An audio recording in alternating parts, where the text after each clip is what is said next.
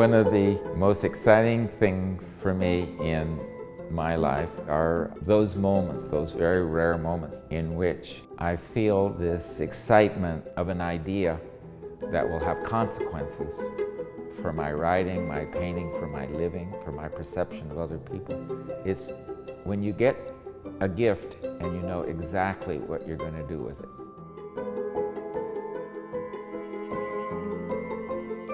My artistic process is maybe a little different from a lot of artists. I like ideas, and I begin with an idea that will then give birth to words. It will give birth to images. My inspiration to paint usually comes from what I read, what people have told me, what I observe. As an example, I'm reading Freud on narcissism. It suggests to me this wonderful idea of an individual looking at himself in a body of water. So then I feel, what sort of medium should I use? And in this case, I love watercolor. So from Freud to the idea of the myth to the sensuous treatment of water all becomes certain steps in the evolution of what I want to do in this particular instance.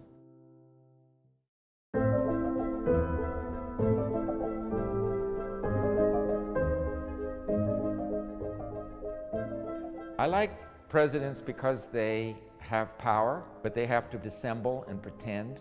I love the idea of presidents being heroic, and yet we're all fully aware that they're very human and highly flawed. Last year I made my first film, Dick and Jack. It's a story of Richard Nixon, Jack Kennedy, and their relationship to their fathers, Frank Nixon and Joe Kennedy. I hoped the film would be funny and also serious. Funny in the sense that it would be rewriting history in a comic way, incorporating characters who really would never behave the way that they are behaving. On a serious level, getting us to explore our relationships with our own fathers. I just finished a book that I've been working on for about 3 years called Sleeping Presidents, wherein I invade the dreams of our 43 or 44, depending on how you count them, presidents of the United States. The premise of the book is based on an observation by Walt Whitman, who said that we are more fully ourselves when we are asleep. How we dream is a revelation about who we are. So if you can invade the dreams of sleeping presidents, you will know more about who they really are than if you were to listen to them in their waking moments.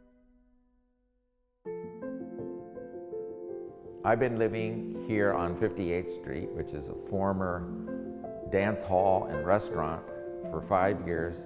I have been looking for a long time in New York City, which is a kind of contradiction, to find a space that's large, light-filled, that has good energy. I came here and became very quickly at home. I'm interested in the impact of the spiritual on the physical. I think spirit only can be manifest through the physicality of life. I feel some of the birthday parties that Jackie Onassis used to have here in this space. I was never invited to these parties, but I feel the energy still. It's energy as like a remnant or like a residue from the past.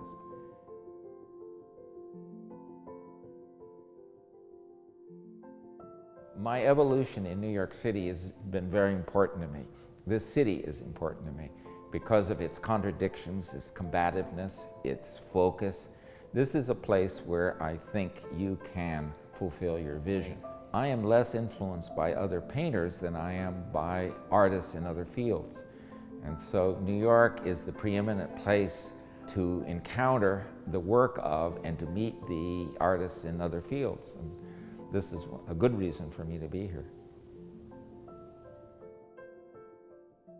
I'm very positive about life, and it's the power of ideas that have caused me to be happy or to be responsive to life even when I perceive that it's dark. This is the best time in my life because for me, my life is cumulative. It has been growing and evolving. I would hope that people would see the original works of art in some quietude. I hope they would love me through my work.